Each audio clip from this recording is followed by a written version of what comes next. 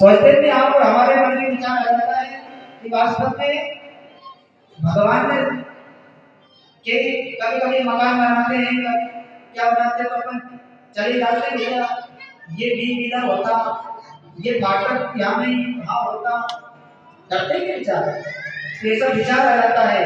लेकिन ऐसा नहीं है, जो भगवान ने जो बनाया है वो वास्तव में कोई नहीं बना सकता है। जब आप और हम एक हमारा घर नहीं चला सकते हैं, परिवार को नहीं चला सकते, तो पूरी इस दुनिया को परम पिता परमात्मा कैसे चला रहा है?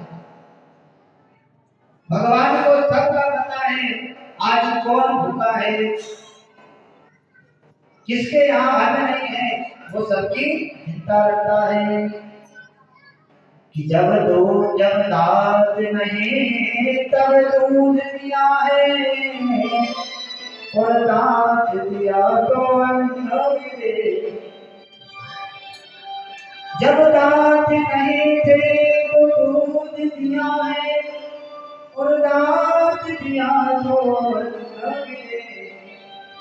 जब अपने दांत नहीं थे उस समय भगवान ने दूध की व्यवस्था की है कि दूध को गोपाल करो, और जब भगवान ने आज आप और हमें दांत दिए हैं तो भोजन की व्यवस्था भी वही करते हैं, तो चिंता नहीं करना चाहिए कभी। इसी प्रकार का जो बातें चल रही थी उसी समय राजा परीक्षित जी महाराज ने कहा ये दुशासन मिश्रा है जो आपको परेशान कर रहा है। उसी समय धर्म रूपी है के पीछे एक काला पुरुष हाथ में नंगी तलवार है, और उसके पीछे दौड़कर उसका जो एक पैर है उसको भी काट देना चाहता है। उसी समय कहा परीक्षित महाराज ने क्या कौन है?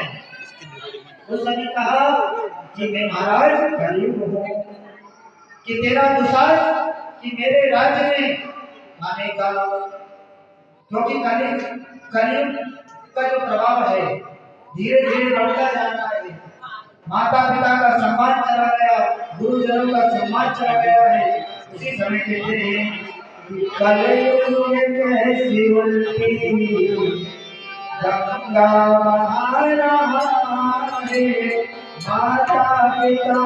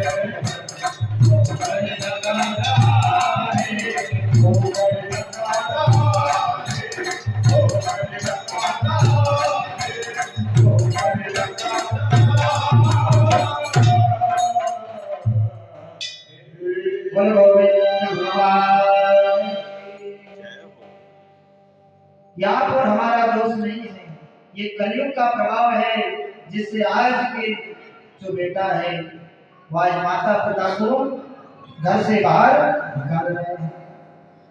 जिन पुत्रों के लिए हमने जीवन भर कमाया है, आज कोई हमें क्या कर रहे हैं, धरती में बाहर। ये कलयुग का प्रभाव है। और दूसरी बात, हमारा भी दोष है, हमने अपने संस्कार ये संगत का असर है। हमेशा ध्यान देना चाहिए अपने बच्चों के ऊपर, कैसे लोगों के पास आप जाने बैठ रहे हैं। जो व्यक्ति दारू पीने वाला है, उसके पास अगर वो बैठेगा तो धीरे धीरे पीने लग जाता है। जैसे आप संगत में जैसे बैठोगे, वैसे ही गुण आपके चले जाते हैं। इसलिए हमेशा संगत का विशेष ध्यान होना चाहिए। माँ बाप की बच्चों के ऊपर निगाह होना चाहिए कि अपना बालक कहाँ बैठ रहा है, किनके पास बैठ रहा है। ये भागवत बता रही है। अगर आज हम उस चीज पर ध्यान नहीं दे पाएंगे तो फिर बाद में हमारा पछताना ही रह जाता है। संगत का बहुत बड़ा असर पड़ता है। दो तोते के बच्चे थे, एक साथ उन दोनों का जन्म हुआ, एक साथ पले और एक साथ धीरे धीरे बड़े हुए। दोनों साथ में प्रेम से एक दिन जोरों की हवा चली, जैसे कल अपने यहाँ चली खबर आती है, पानी भी आया। सर का ही कुछ देता बस। अब भगवान ने भी सोचा और भागवत महापुराण ने भी सोचा कि गांव में कथा चल रही और गांव वालों का मन सब बाहर लग रहा है, फसल में लगा है तो फसल आई, उन्होंने कहा थोड़ी सी बारिश कर देते हैं तो हमारे भक्त भी आराम कर लेंगे एक दिन और कथा भी। तो ऐसे ही हालांकि भगवान की कृपा से अपने यहाँ इतना नुकसान नहीं है और जगह तो बहुत ही नुकसान है, पर 50 कर लो 20 कर ये सोचने वाली बात है। भागवत में इंस्टाग्राम पे काम चैनल से और कथा सुनने का विचार है। मतलब मैसेज भी हमारे गांव में एक बात तो वास्तव में विशेष देखी हमने, जो हमारे नेत्र की पावन धरा भूमि है, यहाँ के जितने भी लोग हैं बहुत ही अच्छे हैं, मतलब कथा के विशेष रसिक हैं, मतलब कथा सत्संग में हमेशा सुनना चाहते हैं। हमारे दादा कहिए लेकिन माता बहनें ज्यादा रुचि देती है, भैया तो लेते ही हैं हमेशा, पर इनका विशेष देखा हमने एक आसन से बैठकर कथा आराम से। लेकिन अब करे क्या कि काम भी आ गया, हमको काम भी करना है। भगवान ने सोचा थोड़ा जल नारायण की कृपा हो जाएगी तो एक आदमी कथा सुन लेंगे। तो इसी प्रकार वहां पर जोरों की हवा चली और दोनों जो तोते के बच्चे थे वो उड़ जाते हैं और उड़कर कहा, एक तो चोरों की जो बस्ती थी, जो डाकुओं की बस्ती थी उसमें जाकर चला जाता है, और एक तोता जहाँ संत लोग निवास करते हैं वो संतों के आश्रम में जा पूछता है। अब जैसे ही वो चोरों की बस्ती में गया तो एक चोरों ने उसको पाल लिया, उसको पिंजरे में बंद कर दिया। उधर संतों के आश्रम में गया तो वहां संतों के उसमें रहा। अब जो चोरों बस्ती में जो था वो क्या सीख रहा है, मारो काटो भागो, और जो संतों के जो आश्रम में रह रहा है वो क्या सीख रहा है कि संत सुबह 4 बजे उठ जाते हैं, स्नान करते हैं, भगवान का नाम लेते हैं, राधे राधे जय श्री राम जय श्री कृष्णा बोलते हैं। तो वो इस बात को सीख रहा है, और जो चोरों की बस्ती में जो पढ़ रहा है वो क्या सीख रहा है, मारो काटो भागो।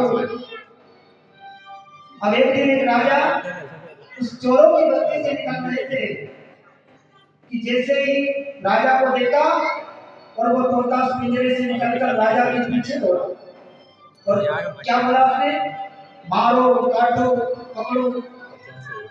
राजा भागते हुए अपने प्राणों को बचाते हुए जैसे ही भागा तो किधर पहुंचा, जिधर संतों का आश्रम था।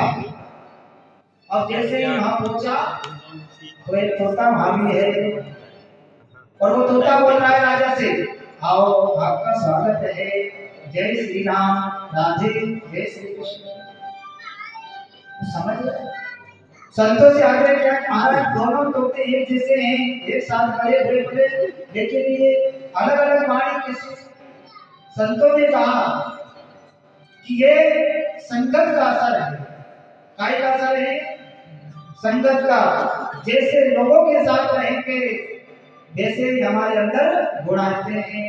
आप अच्छे लोगों के साथ अगर बैठोगे तो अच्छे काम करोगे और गलत लोगों के साथ गलत काम होंगे। इसलिए हमेशा संतों का संग करना चाहिए कि संतन के संग संग लाग रे तेरी अच्छी बनेगी, संतन के संग लाग रे तेरी अच्छी बनेगी, संतन के संग लाग रे तेरी अच्छी बनेगी।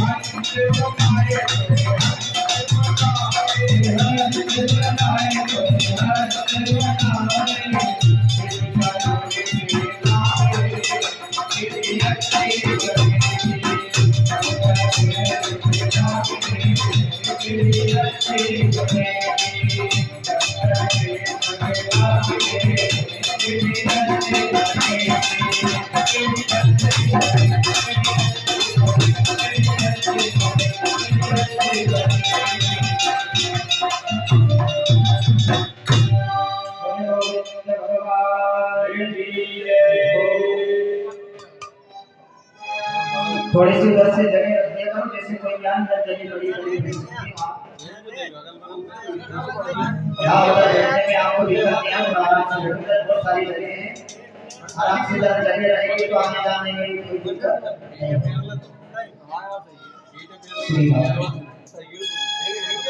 बोले गोविंद भगवान की। थोड़ा जोर से लगाया करो, अभी तो सब भजन करता है कि 7 दिन का कंठ चल रहा है कि हमारे पूरे गांव वाले भजन नहीं कर रहे थे 7 दिन के लिए। थोड़ा जोर से बोला करो, बोले भागवत महापुराण की जय हो। इसी जयकारा भगवान का अभी आप अभी तो कहते हैं ये बोल रहे कि मैं नहीं अभी की थोड़ी बहुत लड़ाई हो जाने दो आपस में देखो भाई करूंगा कोई किसी की नहीं सुने हमारे गांव से दूसरे गांव तक आवाज पहुंचता है कोरस 3 लग रहा कोरस वो देखो तुम तो बगैर थोड़ी मोटी कनेक्शन नहीं होना चाहिए तो ये सब भगवान अरे के करेक्ट कृपा से डायरेक्ट ही बुलेट बोल प्राप्त होता है और जीवन अब राजा परीक्षित ने सोचा और कहा इस कलियुग से कहा कि तुम्हें मेरे राज्य में रहने का कोई भी अधिकार नहीं है उसी समय कलियुग महाराज परीक्षित जी के चरणों में जा गिरता है और जहाँ याचना मांगता है उन्होंने कहा महाराज आपका ही तो पूरा राज्य है अब आप कहाँ रहे कुछ जगह मिल जाए तो हमारा भी जीवन का गुजारा हो जाए उसी समय राजा परीक्षित जी को अपने पूर्वजों की बात याद आ जाती है उन्होंने कहा था कि जीवन में 3 बातों का ध्यान रखना वो कौन सी 3 बातें हैं कि घर में माता पिता का सम्मान करना है और अतिथि अगर कोई मेहमान घर पर आ जाए तो उसका भी सत्कार करना और अगर शरण में कोई भी शत्रु भी आ जाए उस शत्रु को भी माफ कर देना उस बात को ध्यान में रखते हुए राजा परीक्षित जी ने उससे कहा जी आपको मैं कुछ जगह दे देता हूँ वहाँ आप वास करो परीक्षित जी महाराज ने कलियुग से कहा आप जहाँ मदिरा का पान होता हो कौन कौन सी जगह थी जहाँ शराब पी जाती हो जहाँ मदिरा का पान किया जाता हो जहाँ वेश्यावृत्ति होती हो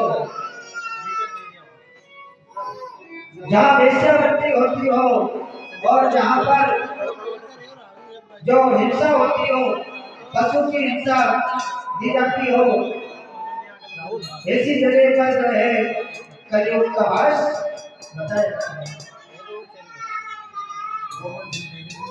जिस घर में व्यक्ति दिन रात मदिरा का पान करके आता हो मांस मदिरा खाकर घर में आता हो उस घर में भी कलियुग का वास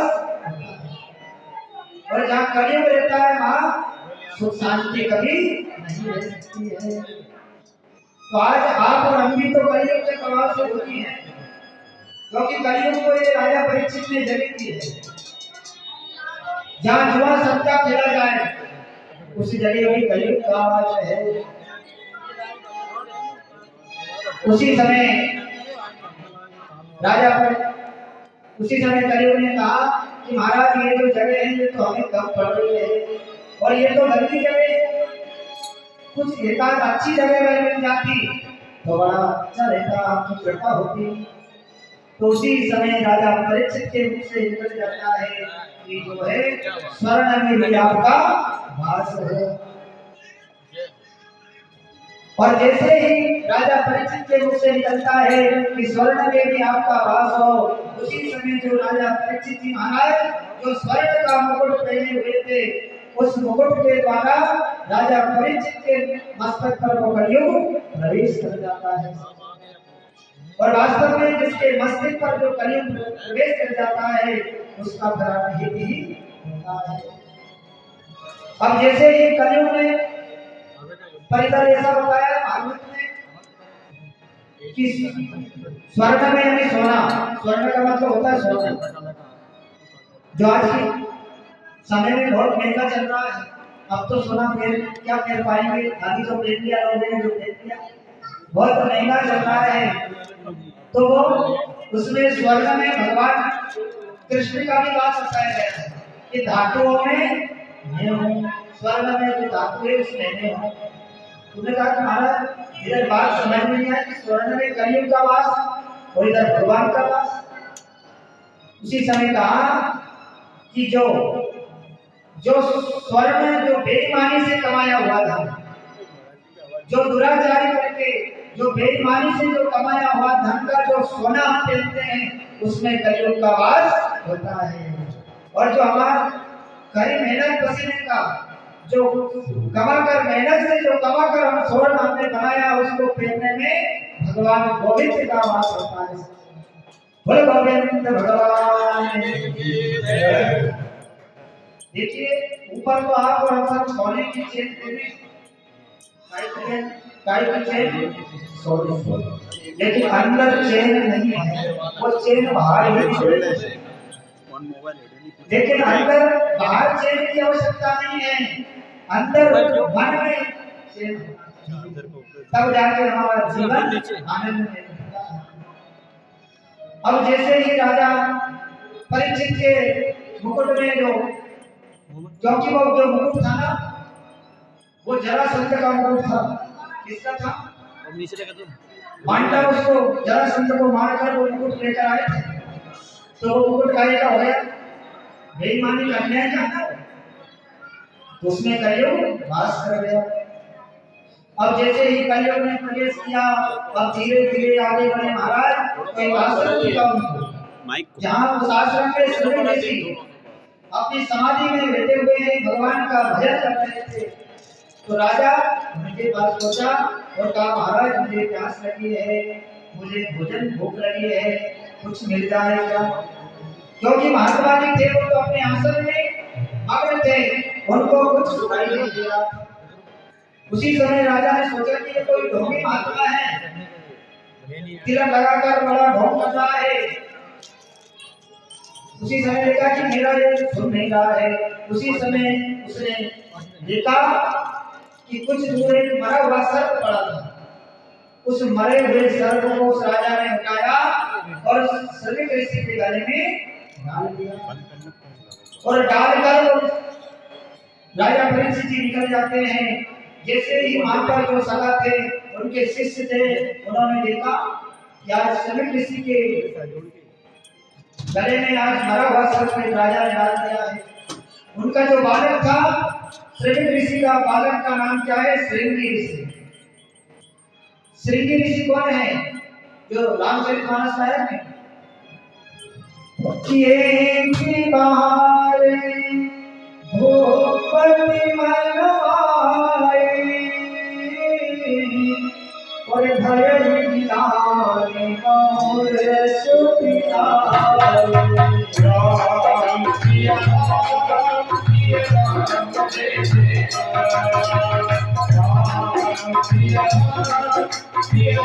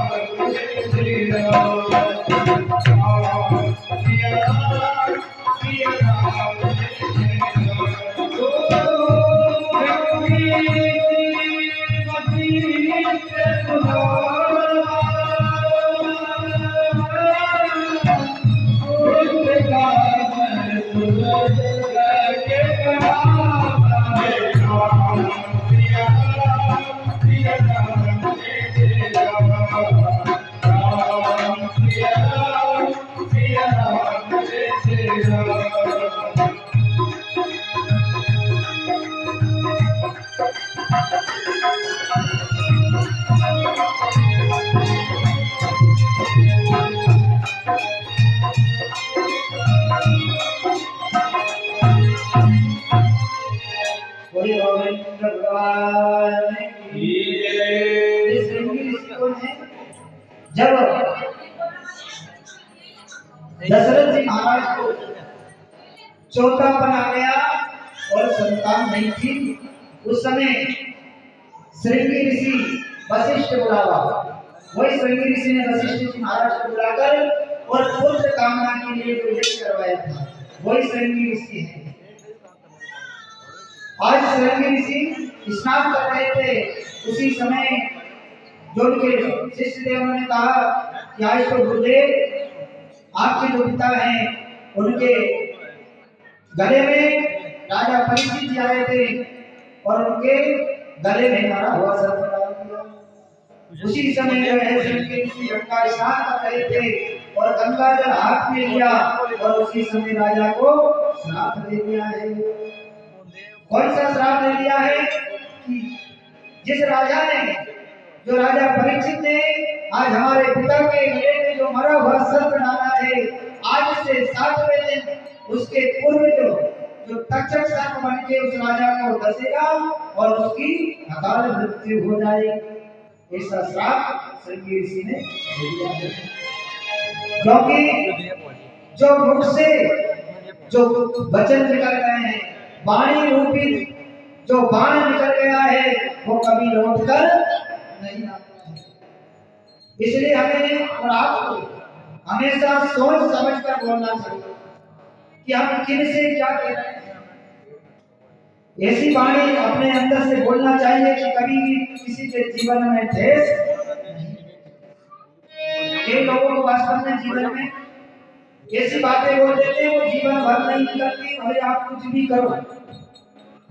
इसलिए हमेशा ऐसी वाणी बोलना चाहिए, आप अपन को शीतल हो लेकिन औरत को भी शीतल।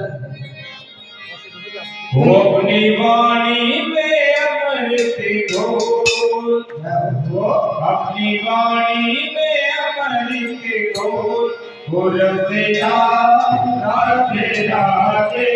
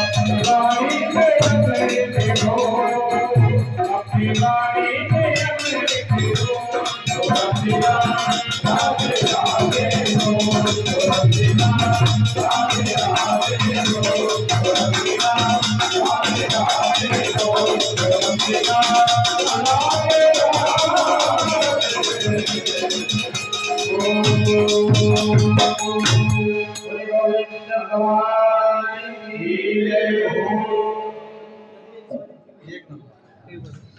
और जैसे ही इधर जैसे ही श्रवण ऋषि को पता चला कि आज हमारे पुत्र ने श्रृंगी ऋषि ने आज राजा परीक्षित जी को श्राप दे दिया, लेकिन जो मुख से जो निकल गया वो शब्द कभी लौट कर नहीं आता है, श्राप तो लगी ही गया है।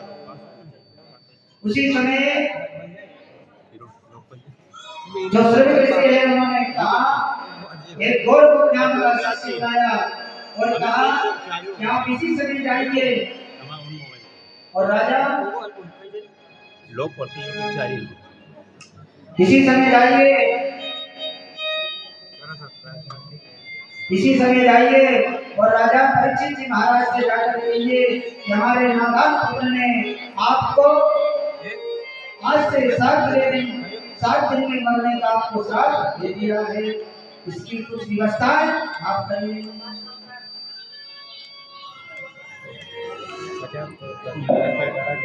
आज वो श्राप लग चुका है और जैसे ही गौरव नाम का जो शिष्य राजा परीक्षित जी के पास जाकर आराम से देखते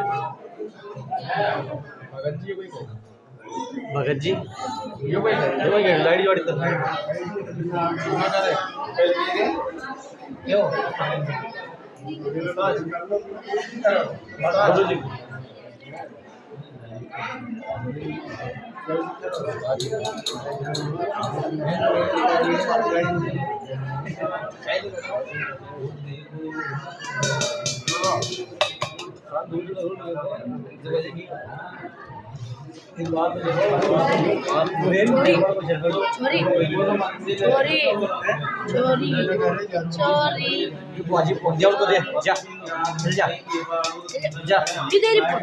जी आगे आगे भैया आगे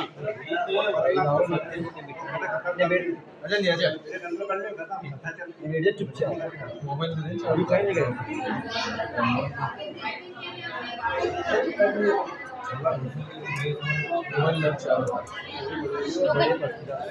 ये बताना क्या है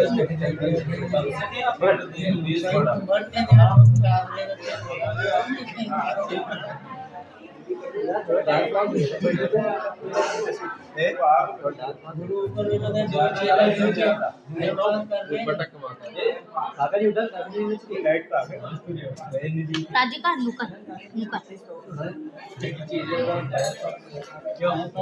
दया कर दया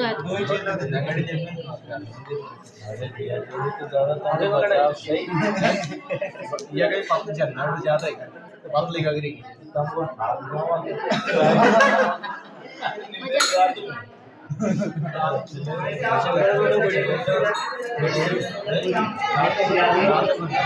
बोलो भागवत महापुराण की जय। आराम से थोड़ी जगह तक रखो, निकलने में दिक्कत ना आए, आने जाने में कोई परेशानी ना हो।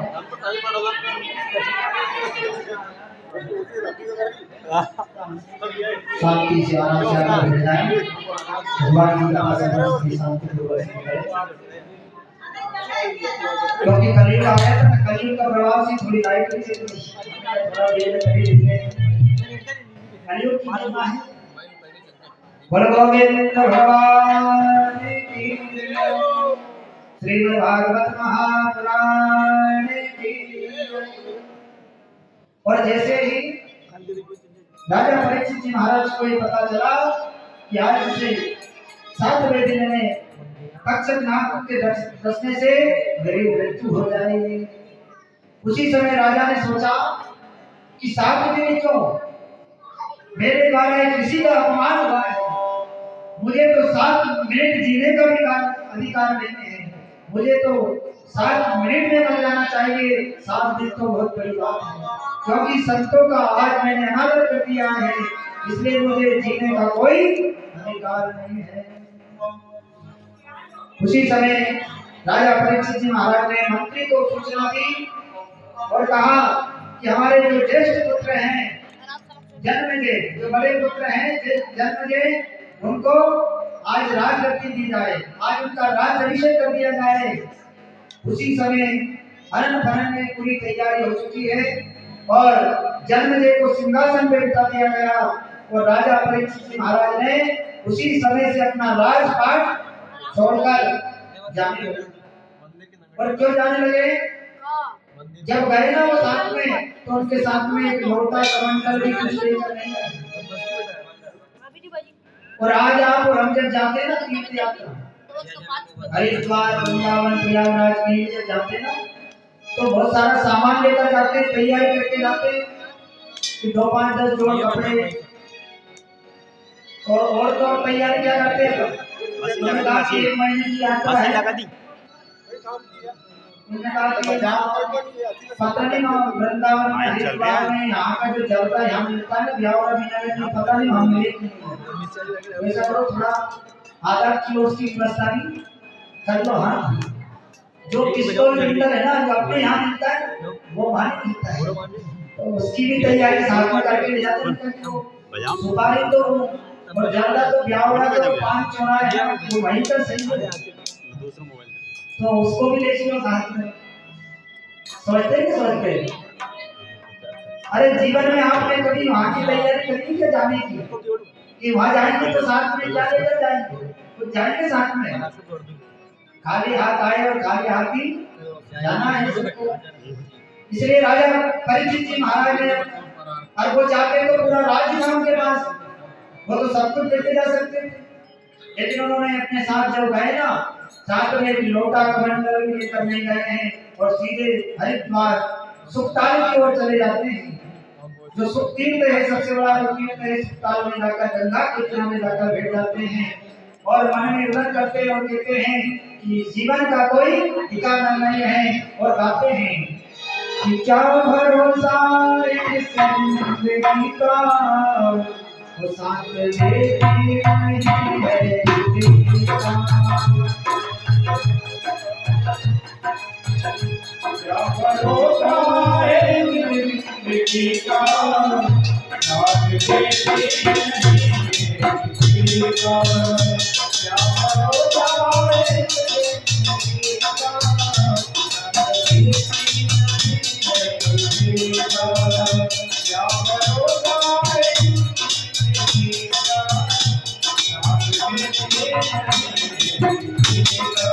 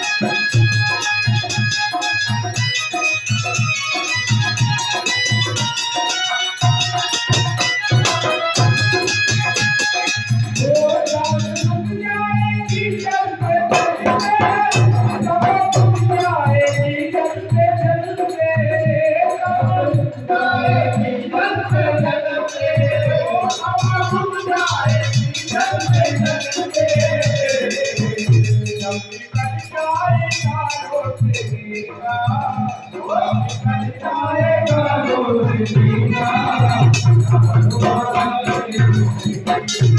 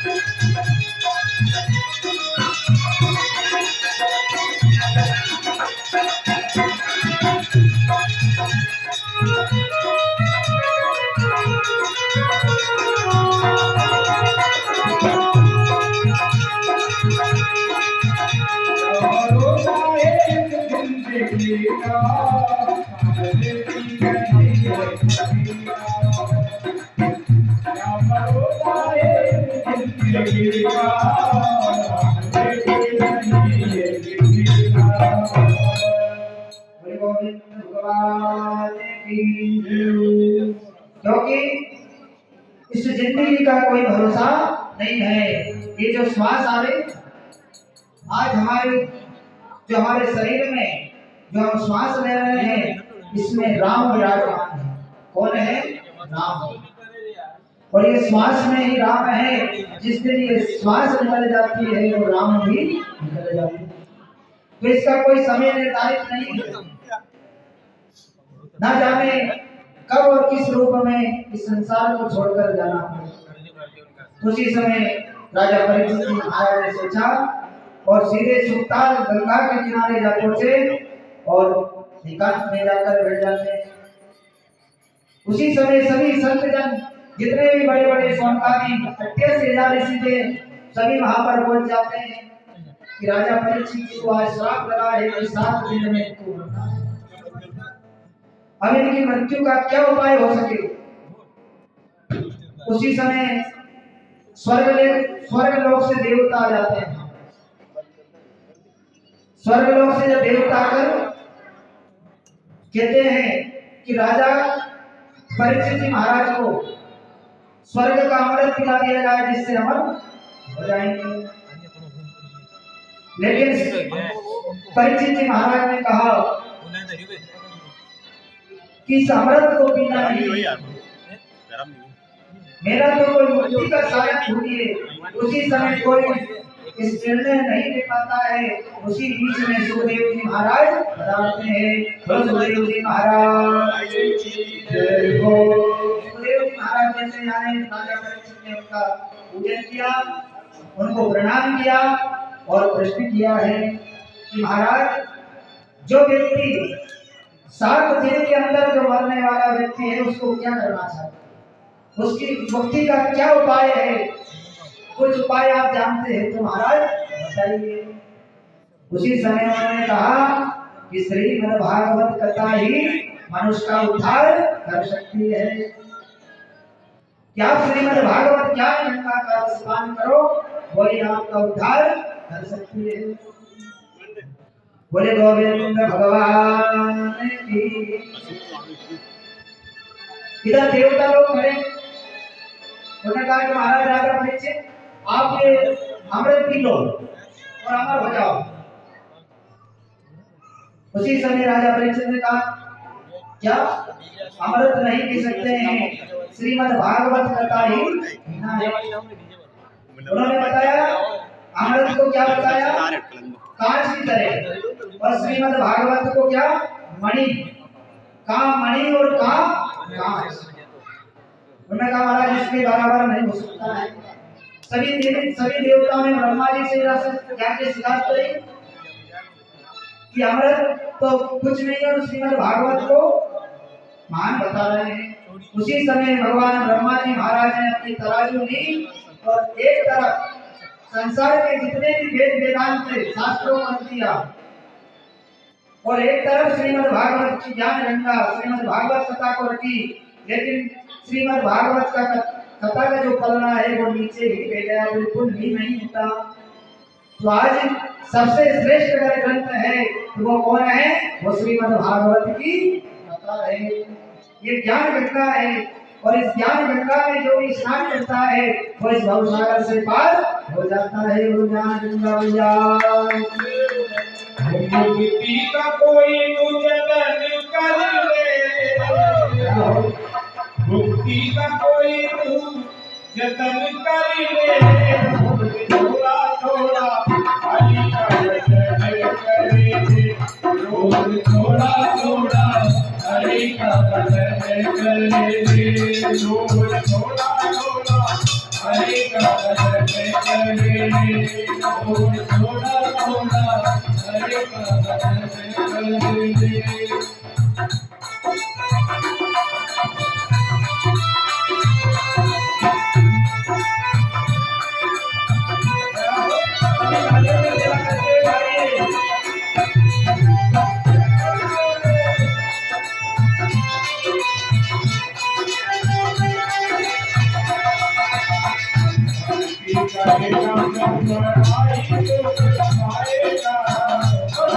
करेगा तो बड़ाए सुख पाएगा, आत्मा छूट जाएगा, आत्मा का खेल छूट जाएगा, आत्मा के साथ साथ मन कर ले, आत्मा के साथ साथ मन कर ले, थोड़ा थोड़ा थोड़ा थोड़ा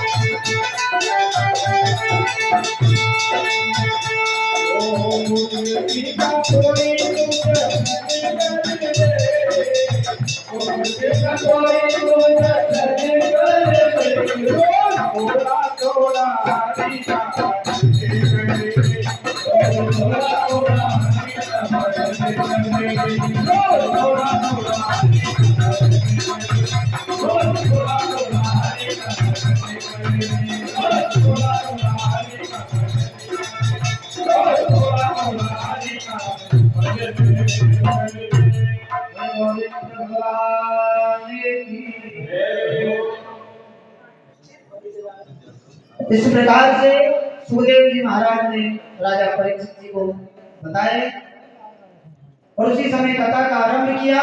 लेकिन उनको बताया भैया कथा सुनने से पहले हमें क्या करना चाहिए? चार बातों का ध्यान रखना पड़ता है, तब जाके कथा हम श्रवण कर पाते हैं। जितासनो, जित संगो, जित सासो और जितेंद्रिय। सबसे पहले जब हम कथा सुनते हैं, भगवान का जब भजन करते हैं, तो सबसे पहले क्या करना है हमें? आसन को जीतना है। क्या करना है हमें? आसन को जीतना सीखेंगे हम। और आसन को कैसे जीतेंगे? आसन लगा के बिल्कुल अपन सीधे आलसी पालती लगा